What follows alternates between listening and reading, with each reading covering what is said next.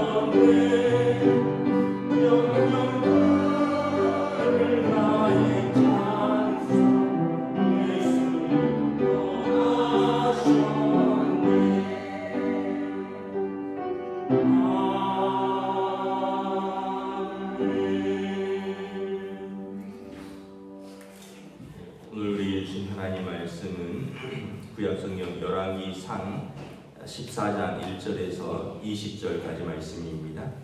열왕기상 14장 1절에서 20절까지 말씀입니다. 다 찾으신 줄 알고 저 여러분들이 한 절씩 교도하도록 하겠습니다. 열왕기상 14장 1절에서 20절입니다.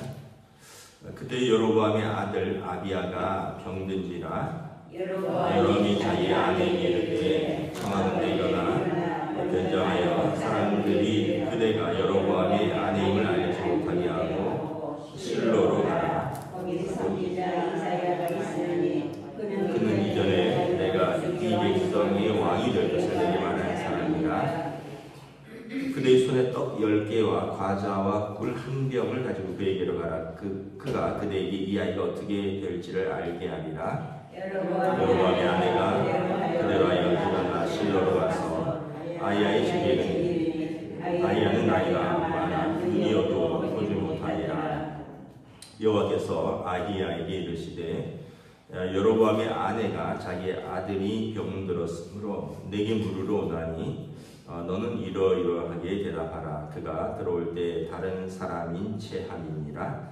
그가 문으로 들어올 때 아히야가 그 말소리를 듣고 말하되 여로보암의 아내여 들어오라. 내가 어찌하여 사람인 채 하느냐. 내가 명령을 받아 흉한 일을 내게 전하리니 가서 여로보암에게 말하라. 이스라엘의 하나님 여호와의 말씀이 내가 너를 백성 중에서 들어 내 백성 이스라엘의 주권자가 되게 하고 나라를 다윗의 집에서 찢어내어 내게 주었거늘 너는 내 종 다윗이 내 명령을 지켜 전심으로 나를 따르며 나 보기에 정직한 일만 행하였음과 같이 아니하고 내 이전 사람들보다도 더 악을 행하고 가서 너를 위하여 다른 신을 만들며 우상을 부어 만들어 나를 노엽게 하고 나를 내 등 뒤에 버렸도다.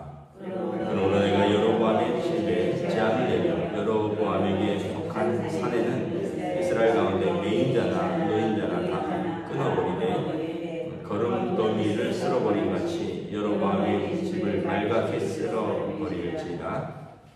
여로보암에게 속한 자가 성읍에서 죽은즉 개가 먹고 들에서 죽은즉 공중의 새가 먹으리니 이는 여호와께서 말씀하셨음이니라 하셨나니 넌 일어나 내 집으로 가라. 내 발이 성읍에 들어갈 때 그 아이가 죽으리라.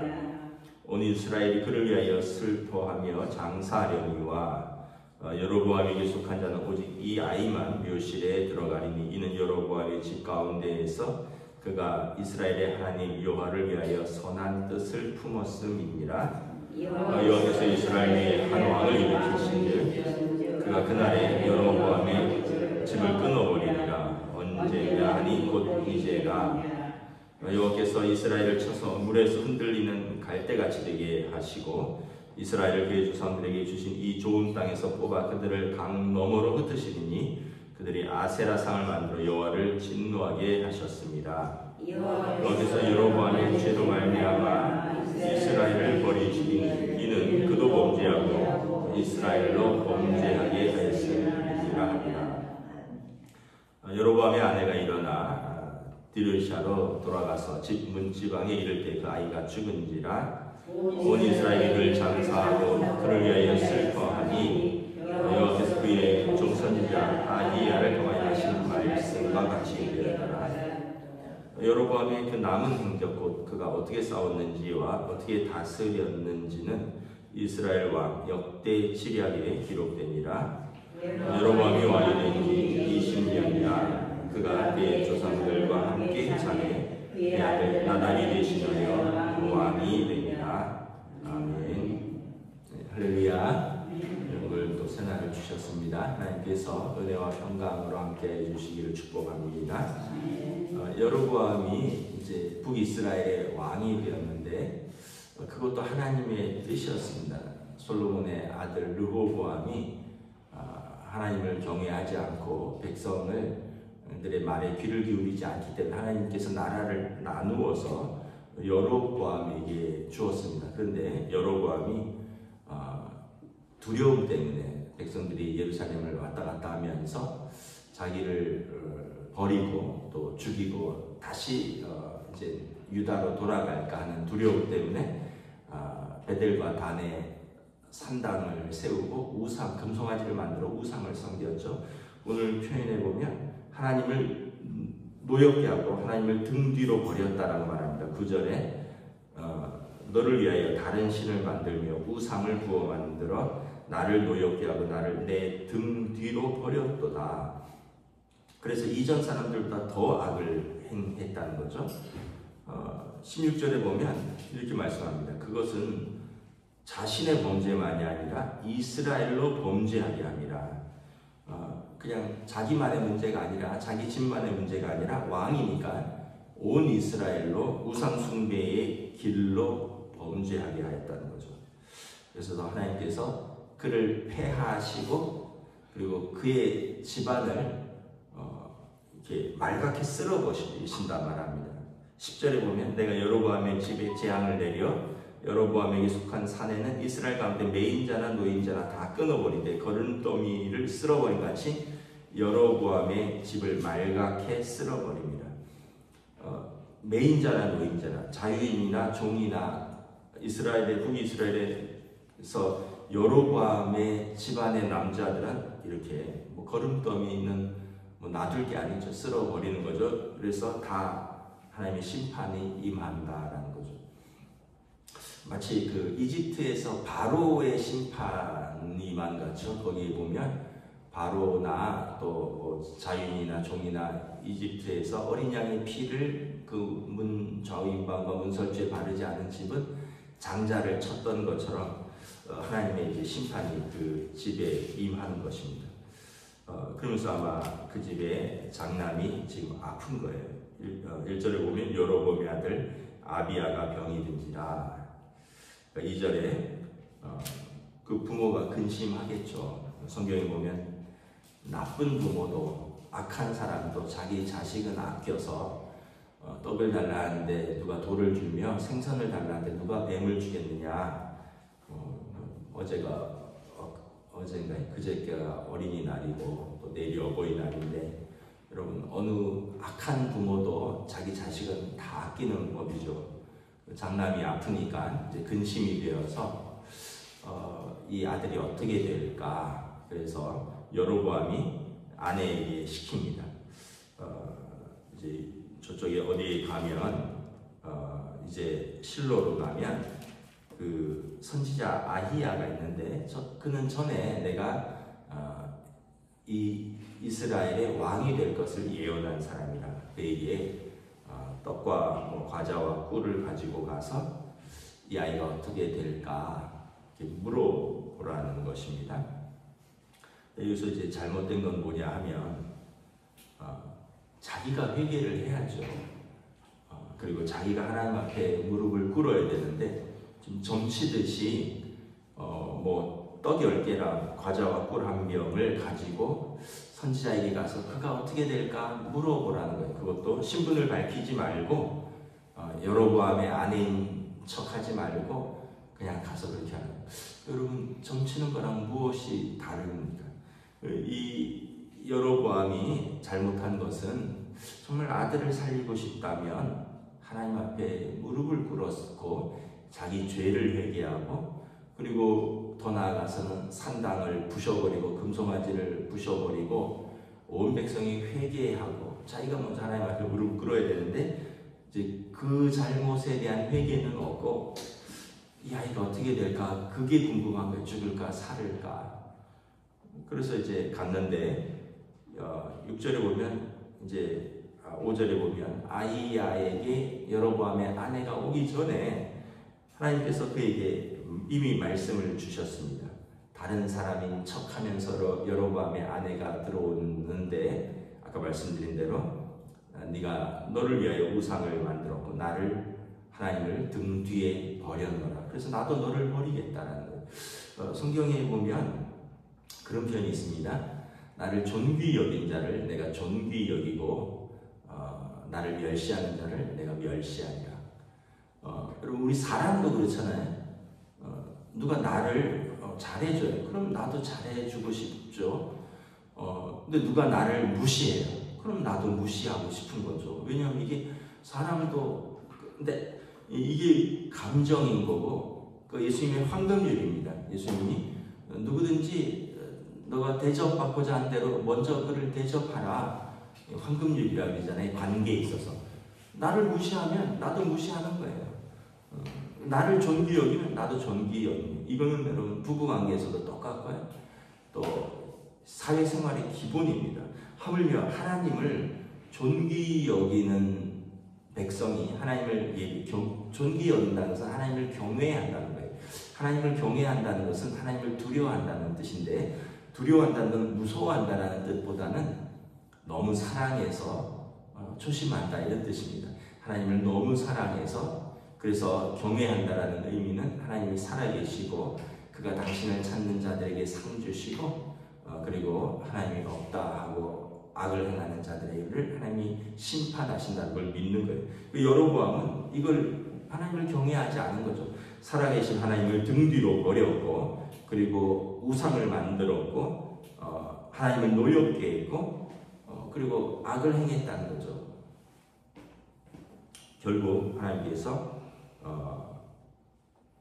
7절 8절에 보면 내가 너를 이스라엘의 주권자로 왕으로 세웠다는 것입니다. 다윗에게 후손으로부터 나라를 찢어서 너에게 주었는데 8절에 내가 전심으로 나를 따르며 나보기에 정직한 일을 행하였으면 그 나라를 잘 지켜나갈 수 있었을 텐데 이제 너가 나를 등 뒤로 버리고 나를 노엽게 하였고 너를 위하여 우상을 섬겼으니 하나님께서 제일 싫어하는 것 또 하나님께서 제일 금지하는 것이 우상 숭배인데 너를 이 우상과 같이 말같이 씻어버리리라 치워버리리라 말씀을 하는 거죠. 근데 단지 12절에 보면 12절 13절에 이 아이는 나름대로 아마 어렸음에도 불구하고 여로보암의 집에서 이스라엘 하나님 여호와를 위하여 선한 뜻을 품은 아이라. 그래서 이스라엘 위에 그래서 모든 이 남자들은 들에서 죽고 뭐 객사하고 그리고 죽으면 묘실에 제대로 들어가지도 못하고 뭐 개가 먹고 공중의 새가 먹는데 이 아이만 그가 제대로 묻힐 것이다. 굉장히 심한 심판인 거죠. 이제 여러분들 그 어른들의 고민이 뭔가요? 어른들의 고민은 두 가지죠. 저도 이제 80 되신 부모님도 계시고 이러니까 대부분 두 가지입니다. 첫째는 뭘까요? 자식 잘 돼야 될 텐데 이게 부모로서 어른들의 그 가장 이제 마지막 소망입니다. 두 번째는 죄송하지만 이제 내가 잘 죽어야 될 텐데 이게 이제 어른들의 소망이 이렇게 비참하지 않게 또 고통스럽지 않게 잠자듯이 편안하게 하나님 나라에 믿음으로 들어가야지 이게 이제 믿는 모든 어른들의 아마 공통적인 소망일 것입니다.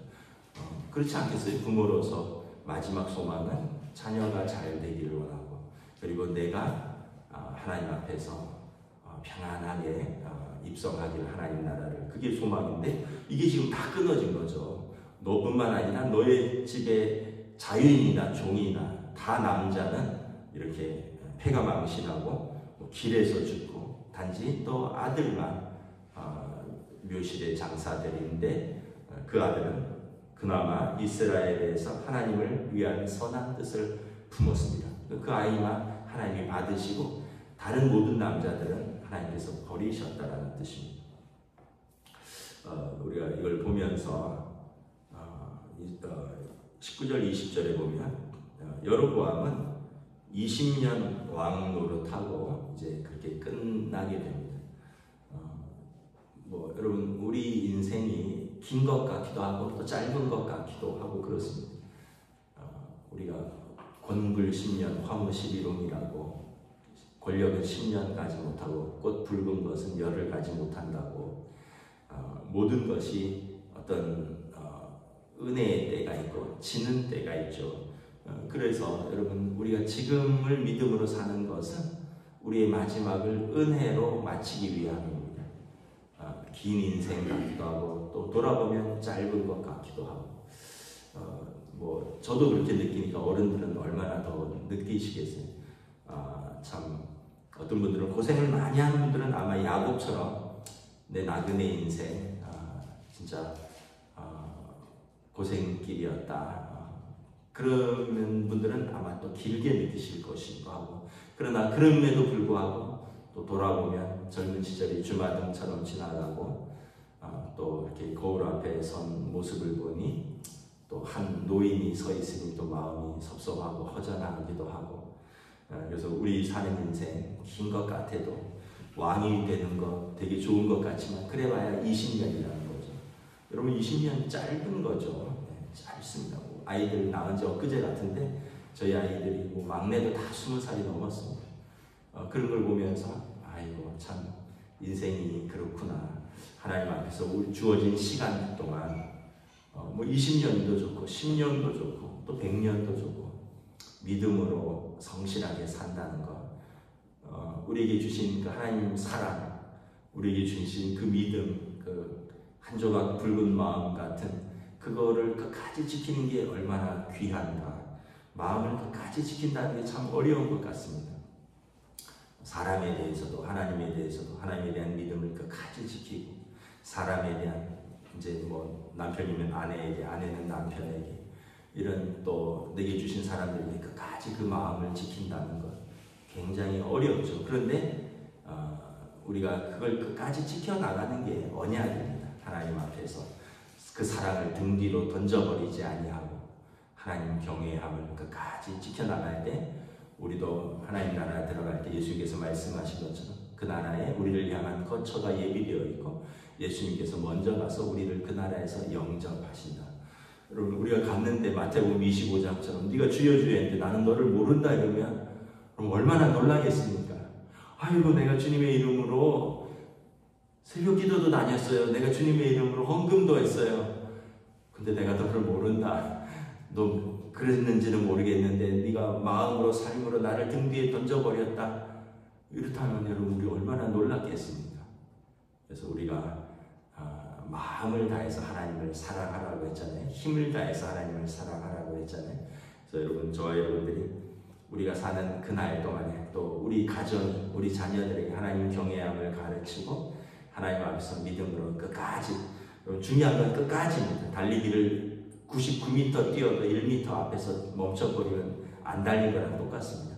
하나님 나라 선 그날까지 끝까지 믿음으로 우리 걸어가시는 저와 여러분 되시기를 우리 주님의 이름으로 축복합니다. 기도하겠습니다. 하나님 은혜를 감사합니다.